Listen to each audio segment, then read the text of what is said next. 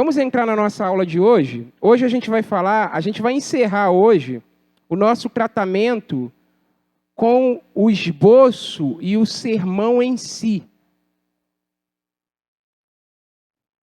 Versículo 4, versículo 5, versículo 6 a 9, o último versículo 13. 12 e 13, que fala da misericórdia e do juízo. Tá? 12 e 13 aqui, beleza? Então, hoje a gente vai encerrar o nosso tratamento do sermão em si. Teoricamente falando, o que é o sermão, o esboço de sermão, ideia, propósito, introdução, conclusão. A gente vai encerrar isso nas próximas 3 aulas, e aí fazendo ainda o uso desse modelo que a gente está utilizando aqui. A gente vai falar sobre a pessoa do pregador. A gente vai falar sobre os adornos, a voz, a postura, a vida de oração, tudo isso que diz respeito mais ao pregador do que necessariamente à pregação, tá bom? A partir da próxima aula a gente vai reservar 3 aulas para isso e a gente encerra o nosso curso. Então hoje a gente vai falar sobre o preenchimento do sermão. Há 2 aulas atrás, deixa eu abrir aqui o documento aqui, depois eu disponibilizo para os irmãos no grupo. Preenchimento do esboço do sermão é o título da nossa aula, tá? Há 2 aulas atrás, nós trabalhamos a importância de nós possuirmos um esboço, certo? A gente falou que o esboço é o esqueleto, não é isso? É o esqueleto da mensagem. O esboço é aquilo que nos dá o mínimo de estrutura da mensagem. É isso aqui. É aquilo que geralmente pregadores mais experimentados levam para o púlpito. Geralmente eles não levam o preenchimento, eles levam os pontos e lá, depois de ter muito estudado, eles desenvolvem na hora da pregação. Geralmente é isso, é o esboço do sermão. O esboço nos ajuda, então, a gente trabalhou lá 2 aulas atrás, a ter o mínimo de senso de unidade e harmonia, ter aquela básica sensação de desenvolvimento lógico para o nosso sermão. É isso que o esboço faz, ele nos ajuda nisso. A gente tem um senso de unidade, a gente tem um senso de harmonia, a gente tem a sensação de que o sermão está sendo desenvolvido logicamente, a gente consegue perceber aquele encaminhamento do sermão como tendo início, meio e fim, né, que seria a conclusão. Entretanto, até onde se sabe, e ainda se valendo dessa analogia do corpo humano que a gente fez para considerar o esboço, a gente não fez todo o trabalho. Por quê? Porque esqueleto, amostra, não é necessariamente um indicativo de beleza. Os irmãos vão entender isso. Quando você vê, fazendo uma analogia, ó, um dos elementos, um dos materiais de apoio para a nossa pregação, a ilustração. E a gente vai fazer a ilustração usando como analogia aqui o corpo humano. Quando a gente vê aquela pessoa bem magrinha, que está aparecendo toda a parte óssea da pessoa, que a gente consegue ver aos olhos nus, aquilo ali não é um indicativo de beleza, necessariamente, né? Pelo contrário, é um indicativo de anomalia, tem alguma coisa errada ali, aquela pessoa não está se nutrindo bem, não está se alimentando bem. Assim é a nossa pregação. Ou a construção, o desenvolvimento da nossa pregação. A pregação, a gente não terminou todo o trabalho, a não ser que a gente consiga cobrir esse esqueleto. Certo? Como é que a gente cobre o esqueleto? Dando carne a ele. Certo? E para fazer isso, para dar carne, para dar corpo a esse esqueleto, a gente se utiliza de alguns materiais de apoio. Se utiliza de algumas ferramentas que a matéria da homilética nos oferece. Tá bom? Então, o material de apoio é para o sermão, o que um tanto de carne, um tanto de pele, é para o esqueleto humano. Então, a necessidade do uso desse material de apoio se mostra pela necessidade que nós temos de ampliar. Não vou chegar diante do meu auditório e vou falar, não devemos fazer acepção de pessoas porque agir com perversos sentimentos. Pronto, e acabei aqui. Eu preciso explicar, eu preciso ampliar esse conceito, eu preciso comprovar, eu preciso aplicar ele, certo? Então eu chego diante do meu auditório com toda essa necessidade. E o esboço sozinho não dá conta disso. Então eu vou precisar explicar, eu vou precisar comprovar, eu vou precisar ampliar a ideia presente naquele ponto e eu vou precisar aplicar aquela ideia, né? A necessidade do uso desse material de apoio se mostra, então, por essa necessidade que nós temos de ampliar, evidenciar, explicar, comprovar ou aplicar as ideias de apoio contidas nos pontos e subpontos do sermão.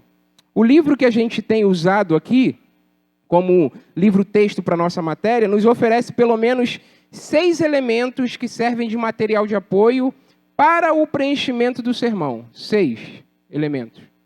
A gente vai considerar eles aqui dizendo o que são. Primeiro, é a reformulação.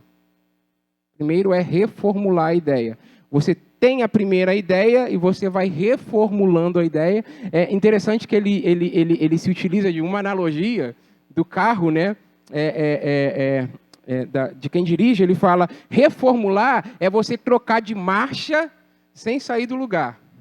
Você está falando a mesma coisa. Você que está na primeira, vai para a segunda, mas não sai do lugar. Você está reformulando, você está no mesmo lugar, dizendo a mesma coisa com palavras diferentes. Então, isso nos ajuda na nossa necessidade de ampliar, de evidenciar, de explicar um ponto da mensagem.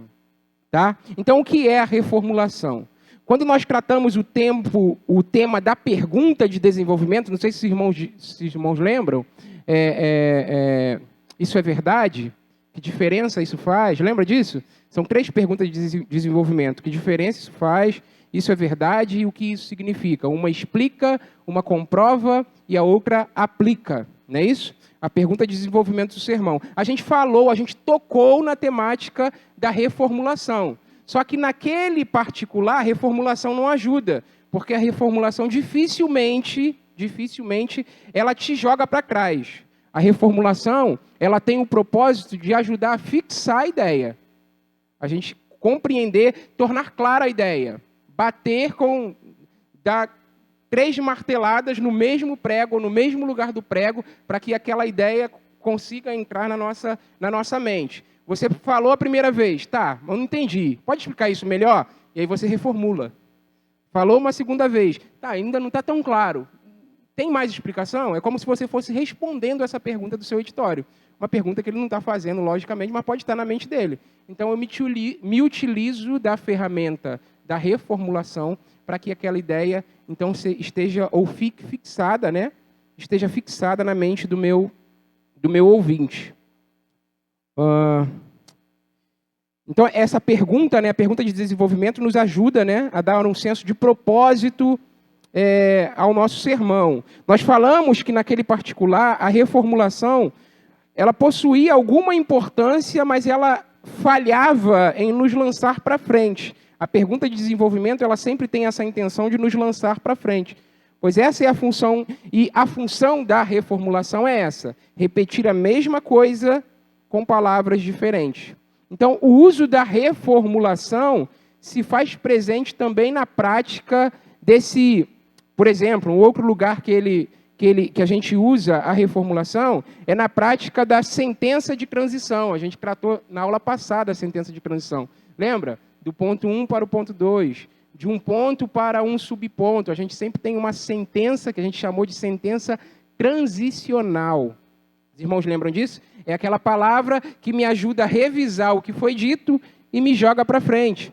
Então, eu posso fazer isso, eu não preciso usar como sentença de transição, sempre a mesma sentença.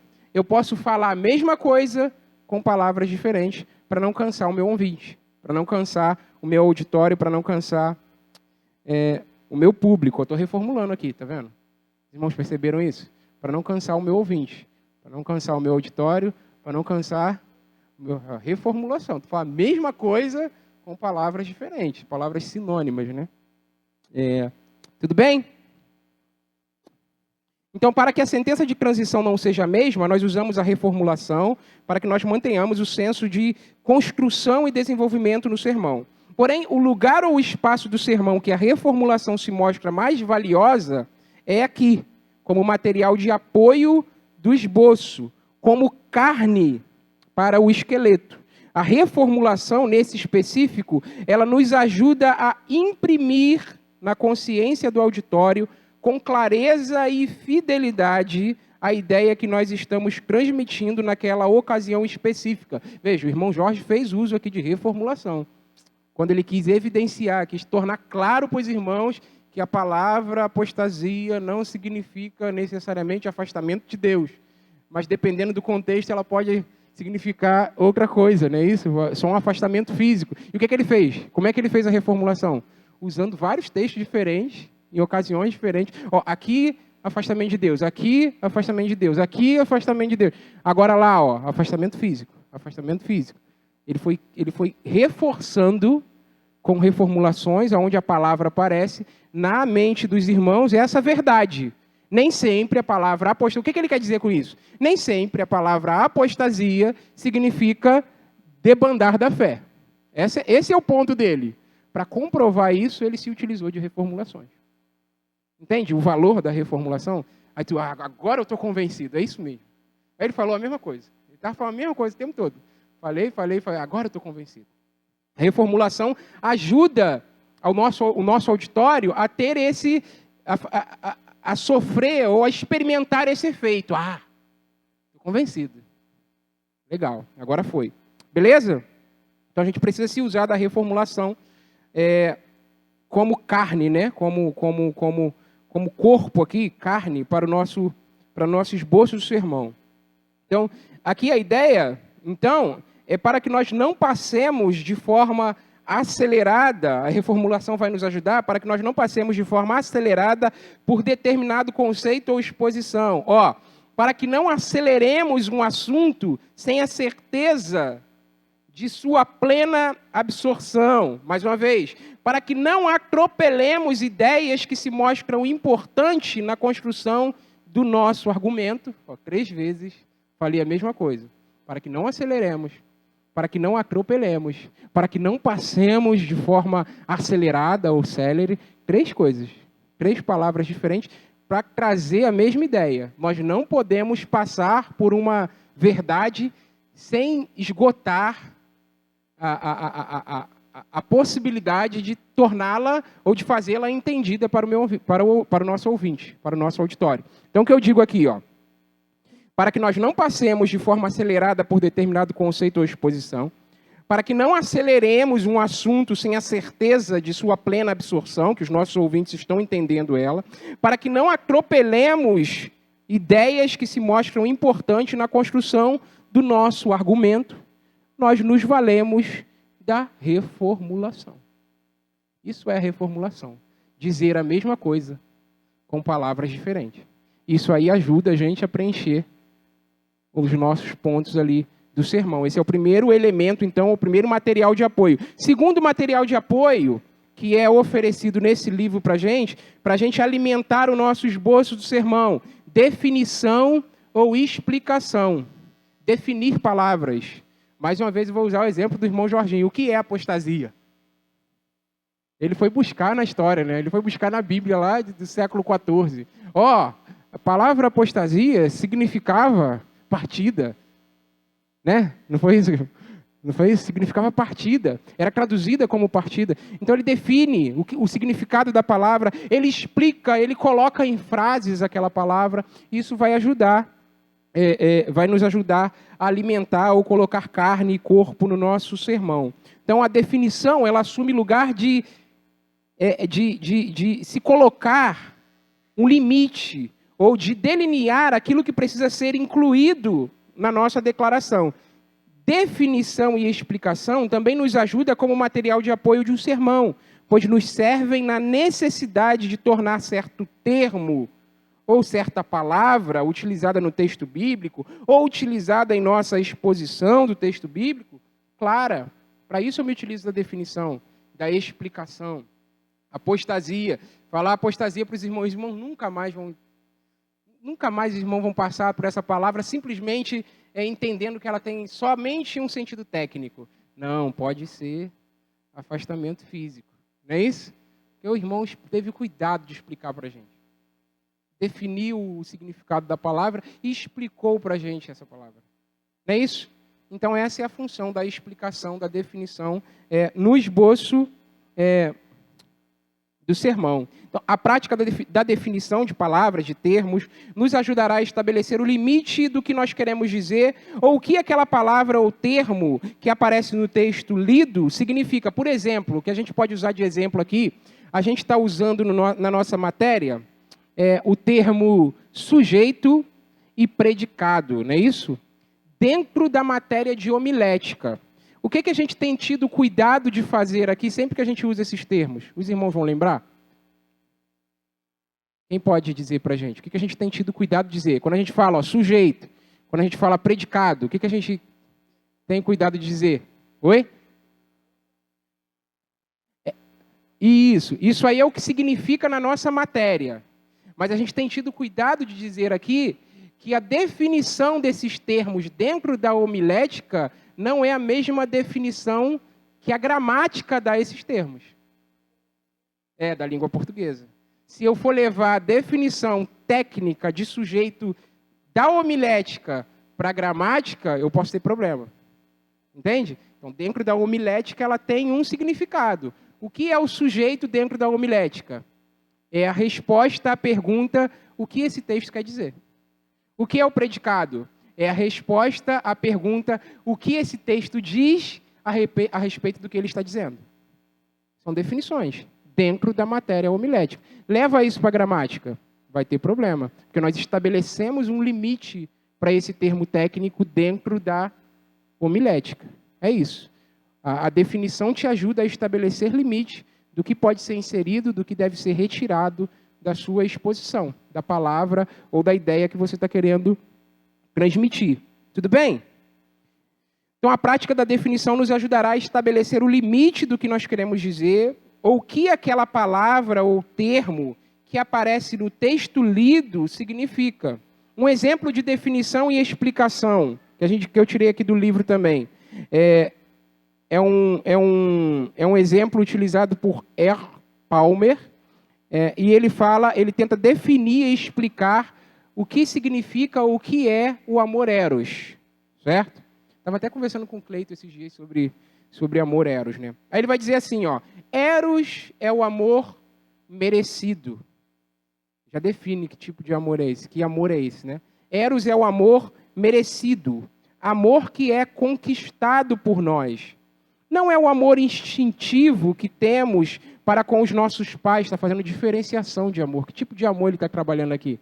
O amor eros é diferente do amor que nós temos pelos nossos pais, pelos nossos filhos, por nossa família, por nossa estrutura social ou por nossa estrutura racional. Não é o tipo de amor que nós temos por algo como a sabedoria ou a humanidade.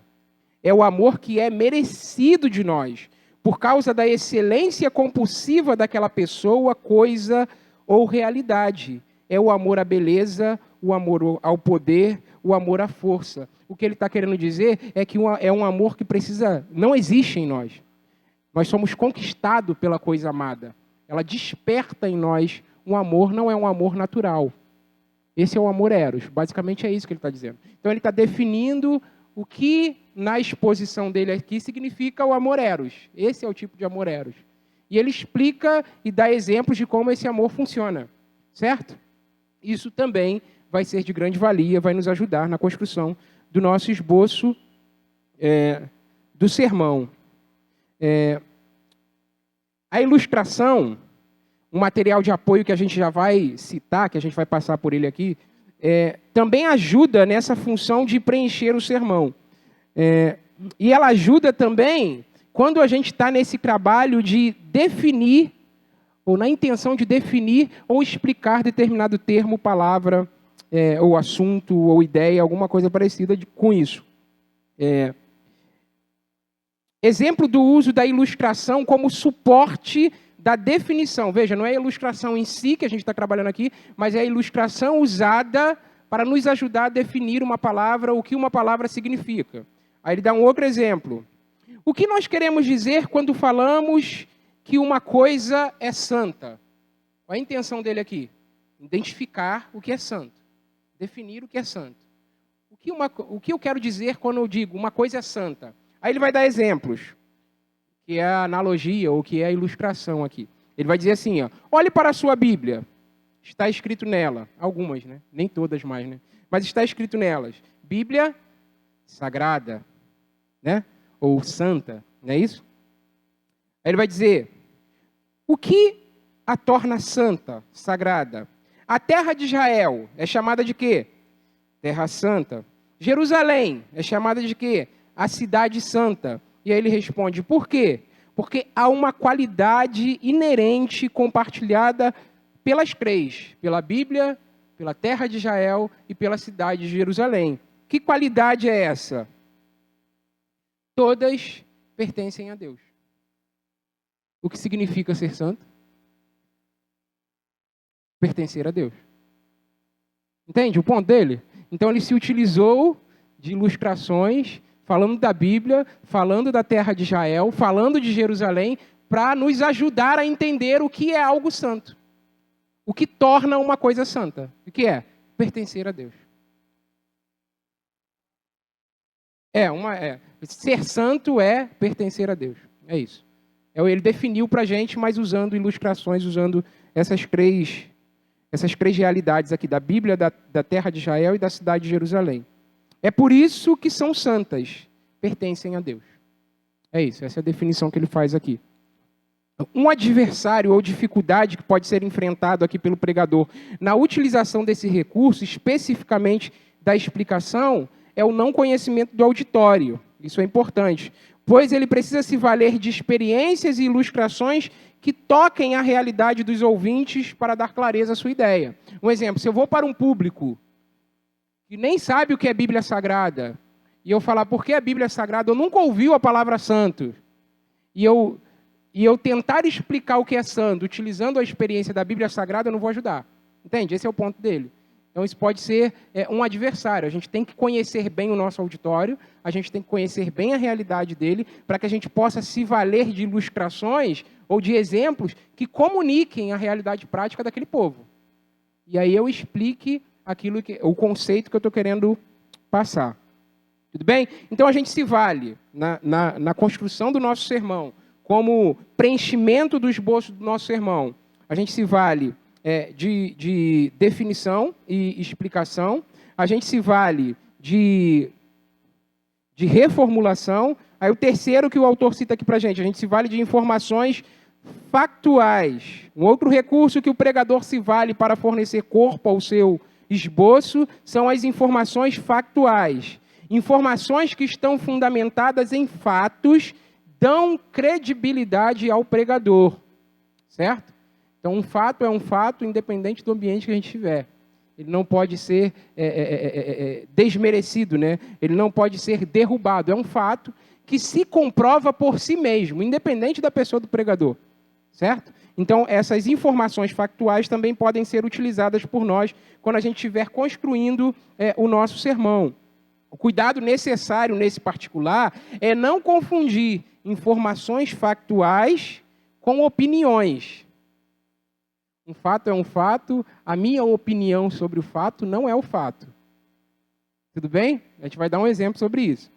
Então, por exemplo, aqui, já está aqui o exemplo, né? A banana é uma fruta. Certo? Tudo bem? Isso é um fato? É um fato. A banana é uma fruta. Fato que pode ser averiguado. Qualquer outra pessoa. Tudo bem? Ninguém vai estudar a banana e vai falar, não, nós temos aqui um salgadinho. Não é isso? Não. A banana é uma fruta. É um fato que pode ser averiguado. A banana é a fruta mais gostosa que existe. Opinião. Tudo bem? Uma opinião minha. Pode ser, pode não ser. Possivelmente aqui tem gente que... Agora, essa opinião, ela pode ser sustentada com outra coisa que faz parte dos fatos aqui, com estatísticas. Vou fazer uma pesquisa de campo, 80% da população sustenta essa verdade aí. Pode ser que a gente esteja diante de uma realidade, entende? Mas não é um fato, é uma opinião. Até que se prove ao contrário, é uma opinião. A banana é a fruta mais gostosa que existe, né? Nem todo mundo aqui concorda, né? Não é isso? Eu prefiro. Então, mas é a minha opinião. Então, informações estatísticas, apresentação de dados de pesquisa que sejam úteis na exposição de determinada ideia são de grande valia também para o preenchimento do esboço do sermão. Em uma realidade de sermão expositivo, o que nós pudermos colher de informações do contexto histórico e cultural dos ouvintes originais do texto bíblico, que sejam colhidos de fontes confiáveis, poderão nos valer de informações factuais para o entendimento de determinado texto. Então, a gente está lidando com o texto, a gente vai estudar o contexto histórico e cultural daquele texto, para a gente entender o que é fato naquela realidade ali. E trazer isso, explicar isso para os nossos ouvintes, tá? Terceiro, quarto, citações podem também nos ajudar no preenchimento do esboço do nosso sermão. Citações é algo legal. Não pode ser usado de forma indiscriminada, no sentido de forma... Está me fugindo a palavra aqui. De forma frequente, essa é a ideia. Muitas vezes. Porque uma pregação, ou a comunicação de um sermão, não é um trabalho de monografia, né? Está escrito aqui isso, né? Então, nós não estamos ali apresentando um trabalho de monografia, nós estamos pregando. Então, se você fica o tempo todo citando, porque não sei quem disse, aquele de forma brilhante disse, não sei quem falou, não sei o quê, pode perder um pouco o caráter de pregação, de declaração de absolutos, de declaração de ordem, de palavra viva para os nossos ouvintes, e pode se parecer mais com o estudo. Então, a gente tem que ter um pouco de cuidado com isso. Mas é muito bom a gente usar a citação, a gente vai ver aqui por quê. Então, citações são usadas durante o sermão, atendendo pelo menos 2 propósitos do pregador. Primeiro, impressionar o auditório. Segundo, conferir autoridade à sua fala. Eu vou dar um exemplo do que eu experimentei do dia 31 para o dia 1º, já para os irmãos. Tudo bem? Então, quando o pregador se dá conta de que algum pensador com mais relevância e respeito que ele imprimiu com mais precisão aquilo que ele quer transmitir ao seu auditório, faz-se importante o uso da citação. Deus amou o mundo de tal maneira... É um texto bíblico, tá bom, irmão? Já citar. Mas a gente tem essa... Vamos dizer que a gente tem essa... A gente tem lá essa consciência de que Deus amou o mundo. Vai ter mais autoridade? Ou seja, a Bíblia diz. Entende? Então é uma citação bíblica. Eu estou diante de uma... Mas isso pode acontecer com outras pessoas. Tem uma música que a gente, com alguma frequência, a gente escuta. Eu já tive a oportunidade de falar com alguns irmãos, né? Do Projeto Sola. Tarde vos amei, ó beleza antiga e tão nova, habitavas dentro de mim, e eu lá fora a procurar. É uma música do Projeto Sola, quem quiser conhecer. A gente fala, uau, que declaração tremenda sobre Deus. Tarde te amei. Pô, esse menino, foi ele que... Aí você busca na história. Não, isso é uma citação de Agostinho. Aí você, agora faz sentido, mais profundo, porque foi o pai da igreja, o grande filósofo e pensador Agostinho que disse isso aí. Entende? Eu passei por uma experiência bem parecida com essa, que eu já vou passar por cima. Então, a citação, dizer que foi determinada pessoa, determinada autoridade, com verdade, né, que falou aquilo que você está falando, que você está transmitindo ao seu auditório, pode trazer esse elemento da autoridade da fala, da credibilidade daquilo que está sendo falado para o seu auditório. Para um exemplo prático desse ponto específico, cito uma experiência recente experimentada por mim na virada do ano. A Rebeca estava comigo, ela vai lembrar. Eu tive a oportunidade de presenciar o impacto de uma citação. A frase ouvida foi a seguinte: Jesus Cristo é o rosto humano de Deus e o rosto divino do homem. Certo? Uma citação que a minha sogra, né, ouviu numa canção, que é da realidade da fé dela, tudo bem? E ela achou aquela frase muito profunda. E é mesmo. Né? Caracteriza Cristo de uma forma brilhante. Jesus Cristo é a face humana de Deus. Como é que é? Jesus Cristo... Cadê? Jesus Cristo é o rosto humano de Deus e o rosto divino do homem. Essa é a frase. Tá bom? Brilhante isso aqui. porque ele é 100% homem e 100% Deus. Profundo demais. Isso aí está numa canção que a minha sogra costuma ouvir com alguma frequência. E ela gosta muito dessa frase. E a gente estava lá na virada do ano junto, né, em família, conversando e tal. E aí tinha uma pessoa que estava oferecendo uma pregação e ele cita essa frase. Não a canção. Ele cita a frase. E ele diz assim, uma frase muito bonita, dita ou cunhada pelo autor, ou pelo Papa, João Paulo II. Não é mais o cantor da música. Entende o ponto da citação? Não é mais o cantor, não é o compositor William. Foi Martim Lutero que falou, irmão. Você está pensando o quê? Isso aqui é digno de credibilidade. Entende o ponto da citação? Então, a citação traz esse elemento da autoridade da fala para o nosso autoridade. Então, aí o autor falou justamente isso. Essa frase foi cunhada, foi dita por João Paulo II. Então, a concepção da pessoa a respeito da frase, né, no caso minha, ali na hora, ganhou uma nova conotação. Por isso essa frase é tão profunda. Não foi o autor da música que a inventou. Foi o Papa que a disse. É diferente. É uma autoridade que está falando. A mesma coisa se a gente pegar uma verdade de uma realidade social nossa e dizer que nós precisamos nos importar com as criancinhas, por exemplo, né, com as criancinhas, vamos ensinar as criancinhas. Uma coisa é eu falar isso. Quem é que da sociedade vai dar credibilidade a isso? Outra coisa é Pelé no seu 1000º gol e diante da TV aberta e a frase dele em comemoração do seu 1000º gol ser: vamos nos importar ou cuidar das criancinhas de rua. É diferente. Essa é a citação. É o peso, é isso aí. A relevância da frase ganha outros contornos, outra proporção. Entende o ponto da importância da citação? Essa é a importância da citação. Por exemplo, um assunto aqui que vamos lá, vamos continuar aqui. Logo, a citação tem esse poder de conferir ao pregador o elemento do impressionismo, o elemento da autoridade sobre o que está sendo falado. Por exemplo, como exemplo aqui, veja, um exemplo prático, né? Veja, quem está dizendo isso não sou eu, foi John Kennedy. Não, esse pensamento aqui não é meu, é de Aristóteles, um dos pais aí da filosofia, né, grega. Não, foi Platão que disse isso. Disse Platão no seu tratado, não sei qual, tal. É uma verdade que você quer comunicar, e você cita a autoridade desse grande pensador.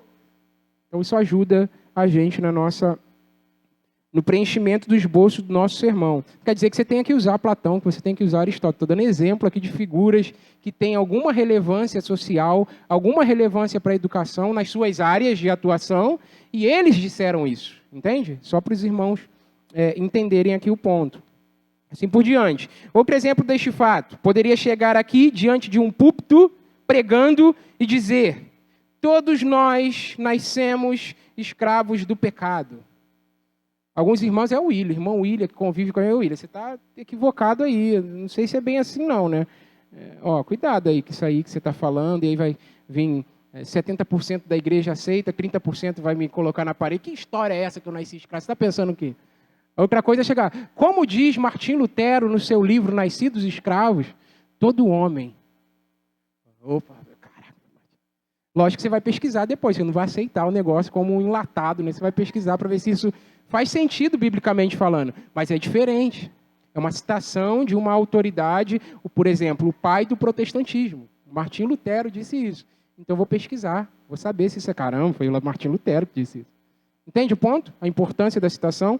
A nossa fala, então, a nossa ideia, ela ganha credibilidade, ela ganha em impressionismo, ela ganha em autoridade. De importante a respeito desse material de apoio, sobre as citações, fica a orientação do autor do nosso livro. Ele diz assim, as citações, estou citando ele, o autor do livro, não é minha. As citações devem ser pouco usadas no sermão, porque uma mensagem do púlpito não deve soar como uma monografia. Então, na construção da citação, é bom que o pregador seja um pouco mais criativo do que aquilo que se espera. Por exemplo, esse exemplo aqui eu achei legal. Ao invés de dizer sempre, a Bíblia diz, ou disse Paulo, ou disse Pedro, ou disse Tiago, na sua epístola, a gente pode ser criativo na formulação dessa declaração para causar esse elemento do impressionismo, que não tem nada de errado nisso, tá? Então a gente pode dizer assim, a gente poderia formular essa citação da seguinte forma: escrita, por exemplo, escrita de modo marcante na Bíblia, já é diferente. Não é a Bíblia diz. Escrita de modo marcante na Bíblia há a frase.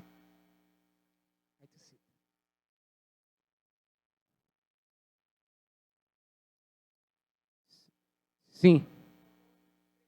Sim. Uhum. Isso. Então, essa é a ideia, você encontrar modos criativos de formular essa citação. Um exemplo, aqui está em vez de eu falar a Bíblia diz, escrita de modo marcante na Bíblia está a frase. Aí você vai citar a frase que está escrita de modo marcante na Bíblia. Lógico, está uma formulação criativa, impressionista, que ganha, que prende a atenção do nosso ouvinte. Aqui é um exemplo, tá, irmãos?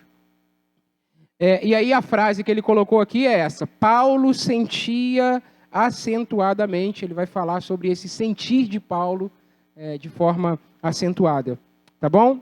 Há informações adicionais a esse respeito, de citações, que eu deixo a cargo dos irmãos pesquisarem para o melhor uso desse material, das citações. De importante fica o encorajamento para que se faça uso da prática de citações na pregação. Outro elemento que ajuda no preenchimento do nosso esboço, narração. Narração vai estar muito ligado ao conhecimento que a gente tem do contexto histórico e cultural de determinada passagem. Eu preciso estudar o texto. Eu preciso entender o que está acontecendo ali. Às vezes você constrói uma história com aquilo que você aprendeu do sentimento, da personalidade do autor bíblico.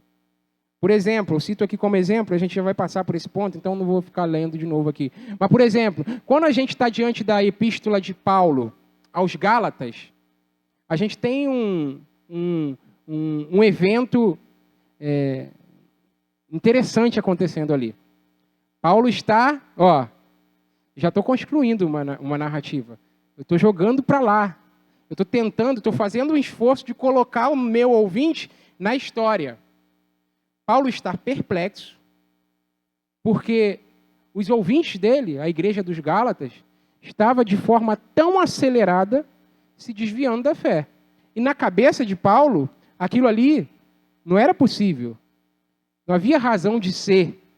E ele escreve como? Um exemplo, uma característica do estado de espírito de Paulo quando está escrevendo essa carta. Diferente quando ele escreve para Timóteo. Estado de espírito de Paulo a escrever Gálatas. Ele está bem zangado. As palavras que ele usa ali não são as palavras legaisinhas, não. Inclusive, uma palavra que a gente pesquisou esses dias, né? Ele diz assim, aquele que pregar outro evangelho, diferente daquele que eu vos tenho pregado, seja anátema. Paulo está brabo, irmão. Ele está brabo. Ele está amaldiçoando os caras que estão pregando o evangelho diferente daquele que ele pregou. Então, você constrói a narração a partir desses elementos de contexto histórico. Tem um exemplo que ele dá aqui que é muito legal, e a gente tem que ter cuidado, depois eu vou entrar nesse elemento de cuidado aqui, mas um exemplo que o autor dá aqui é quando ele coloca ou ele desenha uma cena, usa a imaginação para desenhar uma cena de como se estivesse assistindo Davi escrevendo o Salmo 84. E ele diz, Davi estava lá, sentado no seu quarto, sei lá onde, né? Deu uma esboçada. E aí, porque a ideia do Salmo passa essa sensação para a gente, né? Quão amáveis são, Senhor. Não é isso?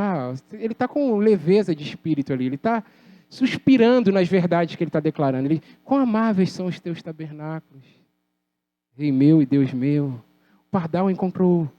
Não é isso? Então, você consegue perceber, quando você coloca e consegue inserir o ouvinte dentro dessa história, você constrói uma narração, você consegue perceber o estado de espírito do autor e você viaja nisso. Você imagina a cena. Só que a gente tem que ter cuidado, né? Uma informação importante a esse respeito, então, aqui da narração, que a gente precisa usar, é que é preciso ter cuidado para nós não ferirmos a intenção original do texto com as muitas construções de narrativas. Não é isso?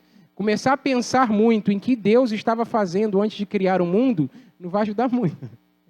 Não vai ajudar muito. É melhor você silenciar aí e ir para aquilo que o texto declara objetivamente a respeito da criação. Entendeu? O que Deus estava fazendo antes de criar o mundo? E começa a conjecturar. Ah, Deus estava lá, não sei o quê, fazendo o quê, e depois ele disse... Uau! Entende? Então tem que ter cuidado para a gente não conjecturar, para a gente não imaginar além daquilo que o texto quer ensinar. Para a gente não desconectar, então, a nossa construção narrativa da ideia do texto. Então, às vezes, o pregador ele pode correr o risco de conjecturar mais do que o texto permite, e a narrativa se torna, nesse sentido, mais importante do que a verdade do texto. Nós podemos passar, e aí pensando, além dos fatos bíblicos no nosso esforço imaginativo. Um exemplo, Paulo está preso quando escreve as cartas aos Filipenses. Qual é a situação de Paulo quando está escrevendo aquela? O que é um preso no nosso tempo? O que é um preso no tempo de Paulo? Como é que Paulo está? Em Filipenses ele vai dizer que está alegre, mas ele está enfrentando privações. Então eu posso construir uma narrativa usando esse estado de espírito e essas informações de contexto que eu tenho para inserir o meu ouvinte naquela situação e ver a importância, o caráter bombástico da declaração de Paulo para uma igreja, filipenses, que está experimentando medo. Está meio preocupada. Será que essa perseguição, será que essa prisão que alcançou Paulo vai nos alcançar também? E aí Paulo vai, alegrai-vos. Outra vez vos digo, alegrai-vos. O cara está preso e está alegre. Você constrói isso para que seu ouvinte seja inserido dentro da história. Tá bom? Então a gente pode passar além dos fatos bíblicos no nosso esforço imaginativo e na construção desse cenário cultural histórico, mas nós precisamos sempre estar conectados aos fatos bíblicos. Aquilo que você constrói como narrativa precisa estar conectado àquilo que a Bíblia está dizendo. O último ponto apresentado pelo autor são as ilustrações, certo? É o que a gente mais utiliza no nosso exercício de pregação. Ilustrações têm o poder de reformular, a gente já tratou da ilustração aqui reformulando, tem o poder de validar, de comprovar e aplicar as ideias de um sermão. Possivelmente esse aqui é o elemento que eu mais falho. Aqueles que me conhecem, que caminham comigo aqui na minha prática de pregação, sabem que é porque a ilustração ela precisa ter aquele elemento, o poder de comunicar com a realidade do seu ouvinte. Ela precisa comunicar com a realidade do seu ouvinte. E às vezes a gente está diante do auditório e a gente não conhece muito bem a realidade dele. E aí qualquer ilustração furada que você use ali, em vez de você aproximar, você distancia ele da verdade que quer ser ensinada. Então, ilustrações dão credibilidade à verdade declarada. Ilustrações nos permitem pegar um conceito abstrato e aplicá-lo na realidade prática. Por exemplo, falar sobre pecado. Vou ensinar a igreja sobre pecado. A palavra pecado ela é muito ampla, não é isso? É ampla a palavra pecado. A gente sabe que pecado é transgredir a lei de Deus. Já estou definindo pecado. Viu, irmão? A importância da definição, estou definindo pecado, transgredir a lei de Deus. Mas imagina que eu estou querendo ser prático na minha pregação para os irmãos. Então não vou falar do pecado de forma técnica, pecar contra Deus. Eu vou falar o que o pecado é.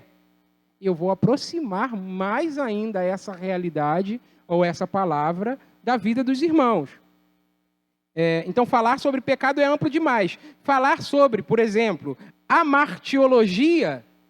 Alguém sabe o que é a martiologia? É o estudo da doutrina do pecado. É mais técnico ainda. Imagina um pregador chegando aqui. Por que a martiologia? Entende? Vai deixar os irmãos bem longe. Do que é isso, irmão? Tá falando grego, é grego mesmo. Tá falando grego aí. A martiologia é mais técnico ainda. Mas traduzir isso na vida do homem, por exemplo, que trai a esposa, está perto, está ali, Isso pode acontecer. E isso é pecado. Entende o ponto? Na vida do homem que trai a esposa. Na vida daquele que comete assassinato. Estou dando nome ao pecado. Que é o adultério, que é o trair a esposa, que é o assassinato, né? Que é tirar a vida de uma outra pessoa. Da pessoa, do irmão ou da irmã que conta mentira. Mentir é pecado. Mas eu estou trazendo essa realidade teológica e estou aplicando ela, na verdade, na realidade prática. Quando é que o irmão vai se ver cometendo pecado? Irmão, quando você mente, você está pecando. Entende? A ilustração, que é esse esforço de aproximar os conceitos, as ideias, as verdades, a realidade prática, ela tem essa força. Eu posso colocar e inserir o meu ouvinte dentro de uma realidade mentira e ele, estou pecando contra Deus. A ilustração vai nos dar essa ajuda, tá? Por exemplo, do irmão que fala mal do seu próximo, isso está em Tiago também. Do irmão que trata o seu próximo com diferença, preferindo aqueles que têm mais posse do que aqueles que têm menos posse. Está dentro de Tiago, isso é cometer pecado. Então, isso é tirar o conceito, a ideia da abstração e fornecer vida a ela. As ilustrações, então, servem a esse propósito. Um exemplo de uma ilustração válida retirada de nosso livro. Por exemplo, um pregador que queira transmitir a ideia de que toda verdade, essa é a ideia dele, tá, irmãos? Toda verdade é igualmente válida, mas não de igual valor. Essa é a ideia dele. Ele quer falar sobre isso. Toda verdade é igualmente válida, mas não de igual valor. Certo? E aí eu vou ilustrar isso. O autor aqui ilustra isso, né? Toda verdade é igualmente válida, mas não de igual valor. Ele se vale de uma analogia para explicar esse conceito. Aí ele diz, por exemplo, uma moeda de 1 centavo e uma moeda de R$1 são igualmente genuínas. As duas são moedas, mas elas não possuem o mesmo valor. 1 centavo é 1 centavo, R$1 é R$1. Não estou entrando no mérito da verdade, se existe pecadinho, pecadão, verdade grande, verdade pequena, mas dentro da nossa matéria, do ilustrar para entender, aqui está, o autor se utiliza de uma ilustração que é válida. Tem duas moedas que são igualmente genuínas, são moedas, com valor real, não é isso? Com valor financeiro, só que uma vale 1 centavo, a outra vale R$1. E aí essa ilustração ajuda ele a explicar que toda a verdade são igualmente válidas, mas não possuem o mesmo valor. Beleza? Então, essa ilustração que ele usa aqui. Então, ilustrações servem ao pregador e sua congregação na necessidade de exercitar a memória, de despertar emoções, de criar necessidades, de prender a atenção e estabelecer um clima de entendimento entre o pregador e o ouvinte. Informação importante e um tanto óbvia. Ilustrações ilustram. Ilustrações ilustram. Certo? Ilustração, esse é o ponto aqui, não é a verdade objetiva. Ilustração serve para me conduzir à verdade que eu estou querendo fazer conhecida, que eu estou querendo que o meu ouvinte entenda. Então, ilustrações ilustram. Um exemplo, esse autor aqui ele usa bastante exemplo. Um exemplo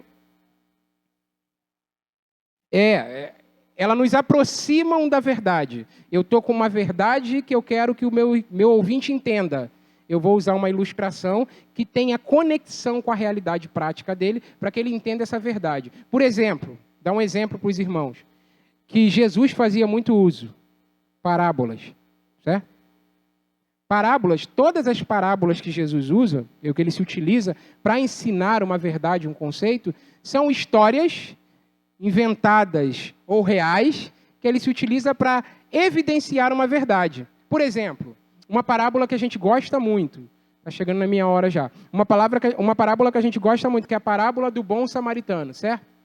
E a gente gosta bastante disso.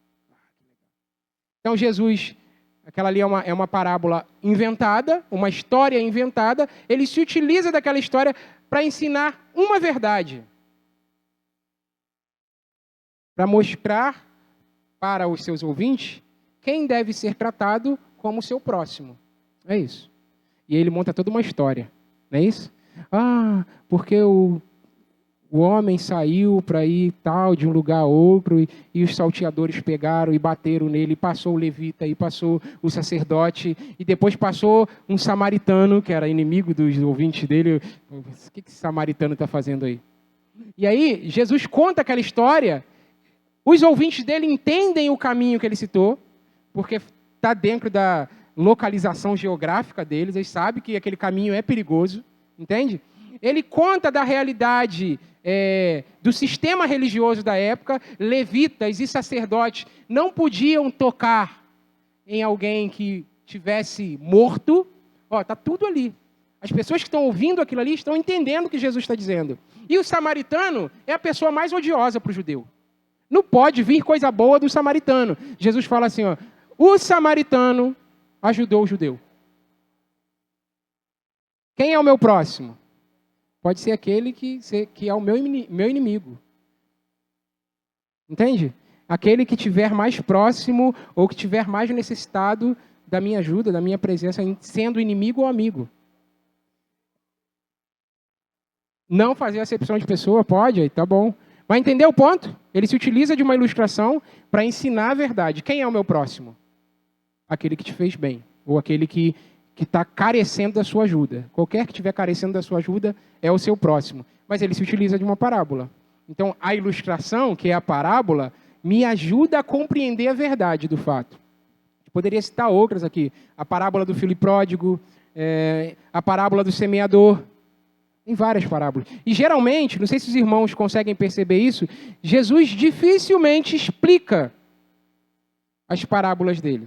Ele tão somente conta a parábola. Ele conta a parábola.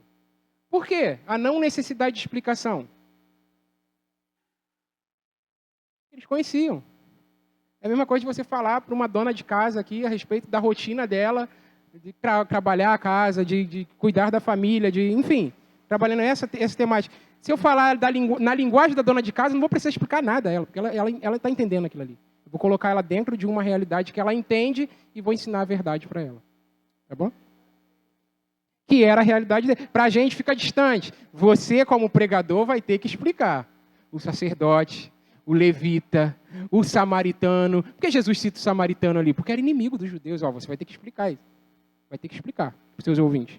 Para você aproximar, colocar eles dentro da história. Isso. Tá bom? Vamos encerrar aqui. Então, ilustrações ilustram, tá, irmãos?